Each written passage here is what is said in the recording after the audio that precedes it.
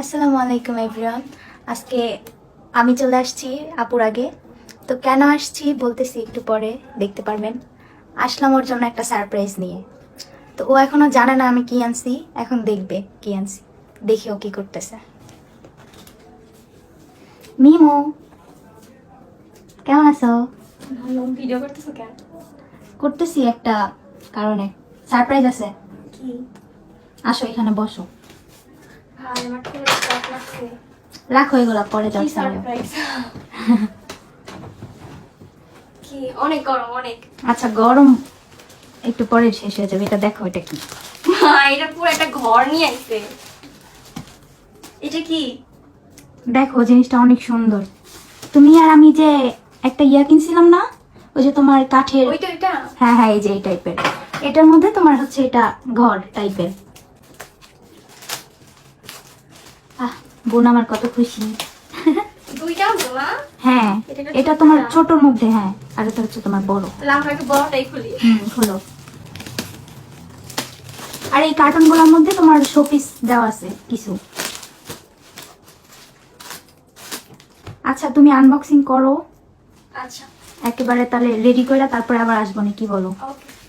মানে কি বলবো, এই বাচ্চা মেয়ের কথা আমি জানি না ভাই যে ও এইগুলো আনছে। আর ও খুব ভালো করে জানে আমি রুম ডেকোরেট করতে অনেক পছন্দ করি, যদিও আমার রুমের স্পেসটা একটু কম দেখে সেরকম ভাবে ডেকোরেশন আমি করতে পারি না। তো ও বুঝতে পারছে যে এরকম ছোটখাটো জিনিস দিয়ে যদি ওয়ালটাকে সাজানো যায় দেখতে অনেক সুন্দর লাগে। যেহেতু আমরা ভিডিও মেকিং করি, সো আমাদের একটু ব্যাকগ্রাউন্ড ভালো হওয়া দরকার, দেখতেও সুন্দর লাগে। আর আমার কথা কি বলবো, আমি তো এগুলো পেয়ে অনেক বেশি এক্সাইটেড ছিলাম। আর এর মাঝে একটা জিনিস হয়ে গিয়েছে, সেটা হচ্ছে আমার এই পার্সেলটা মূলত স্টেট ফার্স্টের গাড়িতে করে আসছে। তো গাড়ির মধ্যে অনেক প্রোডাক্ট ছিল, সেগুলো চাপ লেগে ভিতর থেকে এগুলো সব বের হয়ে গেছে। এই ফুলের টপের ভিতরে হচ্ছে বালি দেওয়া থাকে যাতে ভার থাকে এবং হচ্ছে পড়ে না যায়, মানে সেট করার জন্য। তো পরে দেখতেছি এটা খুলে পুরো বক্স একদম বালুতে ভরে গেছে। আমি যখন আনবক্সিং করতেছিলাম আমার বিছানার উপরে যে পরিমাণে বালু পড়ছে যা বলার বাহিরে, ওগুলো আমি আর দেখাই নাই। আনবক্সিং করার আগে থেকে বালু পড়তেছিল। তো আয়েশা আমাকে বলতেছিল এত বালু কিসের দিন। আমি ভাবছি যে হয়তো বা গাড়ির ভিতরে অনেক প্রোডাক্ট ছিল,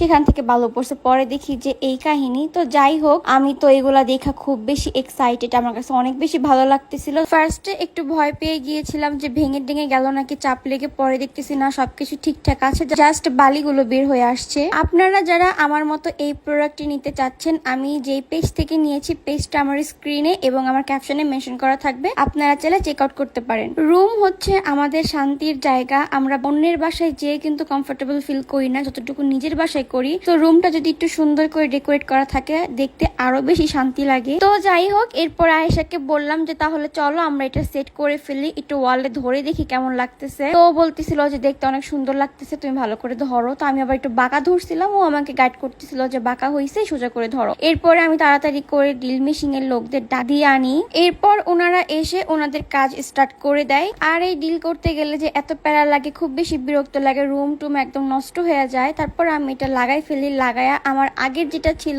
ওইটাও তার পাশে সেট করে দিই, কজ মাথার উপরে ছিল তো ওরকম দেখাও যাইতো না। তাই ভাবলাম যে যেহেতু দেখা যায় না, তো দুইটা পাশাপাশি রেখে দেখি কেমন লাগতেছে। আমার কাছে তো ভালোই লাগতেছিল, আপনাদের কাছে কেমন লাগতেছে তা অবশ্যই জানাবেন। এদিকে আমি ফ্লাওয়ার্স গুলো সেট করার জন্য তাড়াতাড়ি রেডি হয়ে যাই। তো আমি দেখতেছিলাম কোনটা কোথায় রাখলে কেমন লাগে, দেন এটা এখানে রেখে দিছি। আর নিচের যে পার্টটা ওইটা ফাঁকা রাখছি, কজ আমার কাছে মনে হচ্ছিল যে ওইখানে যদি রাখি খুব বেশি ঘিজিবিজি হয়ে যাবে। তারপরে আয়েশা আমাকে বললো যে উপর থেকে নামায় সাইডে রাখো। দেন এইটা সেট করে তারপরে এটার কাছে চলে আসি। আর এটাও অনেক সুন্দর লাগতেছিল, ফুলটা অনেক সুন্দর ফুটেছিল।